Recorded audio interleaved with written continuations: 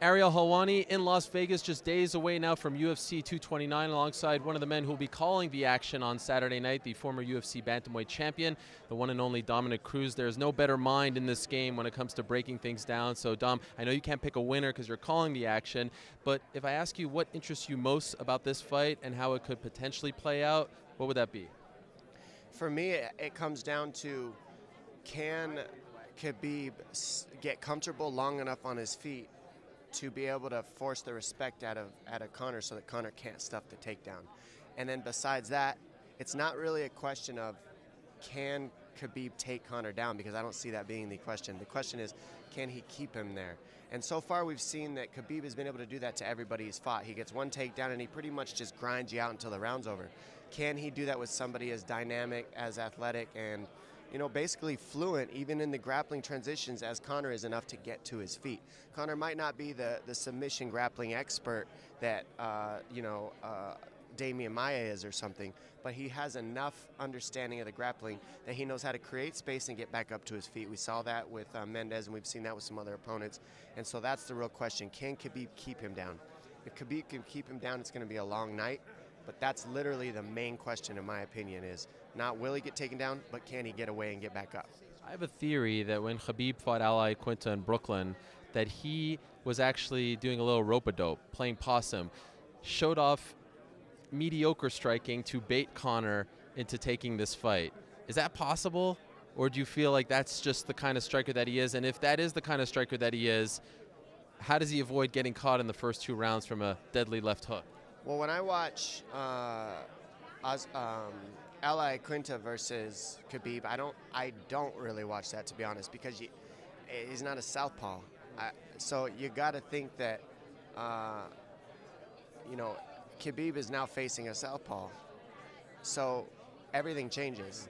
I mean, the takedowns change, the sequences to the takedown changes, the striking sequences changes, the punch count to set up the takedown.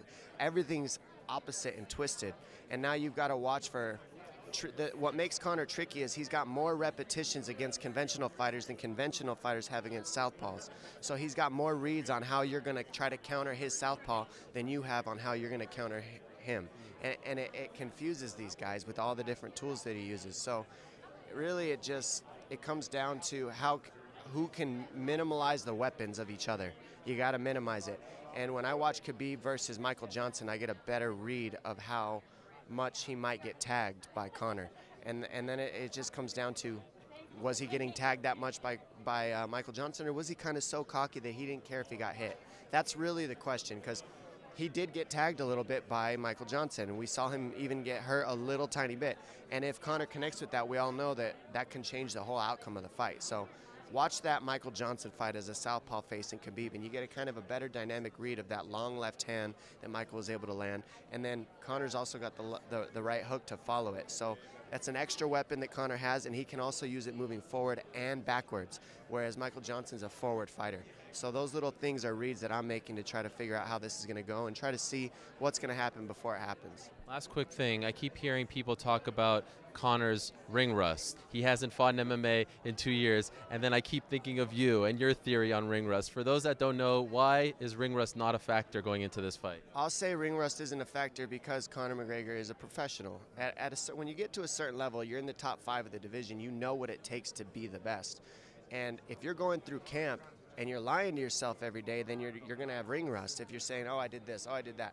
But from my experience, people have ring rust because they get laid off for a long time, and then they don't do what they used to do to prepare for these fights coming in, because they were gone so long their body might not have been able to take the workload, or they came in heavy to start camp, or they just had a long layoff and they didn't start 16 weeks early instead of 8 weeks early because they were so out of shape from the layoff.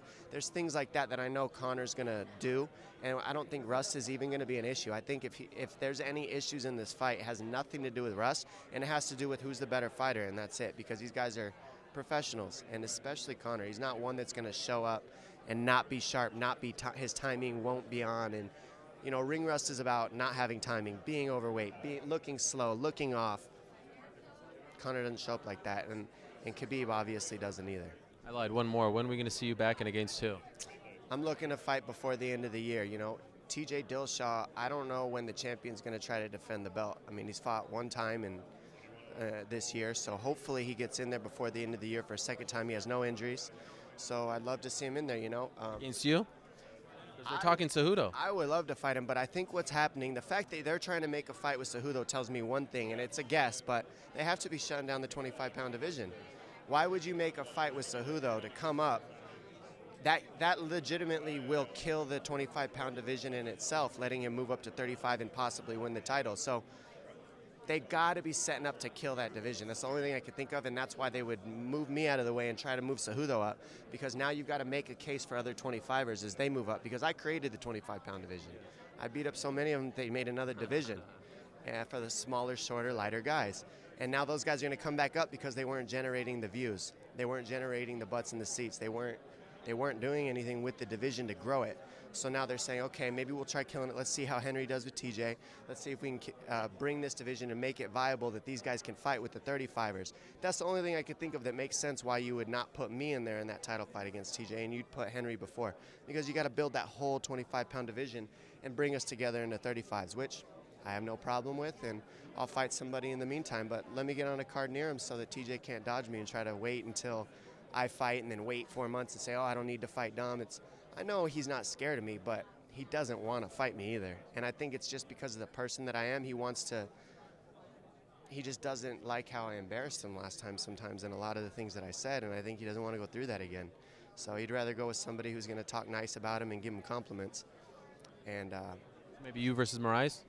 I don't know who it's going to be, but I know that it's going to be somebody in the top 5, and when I come back, I'll be ready. Dom, good luck on Saturday. Great talking to you. Thank you.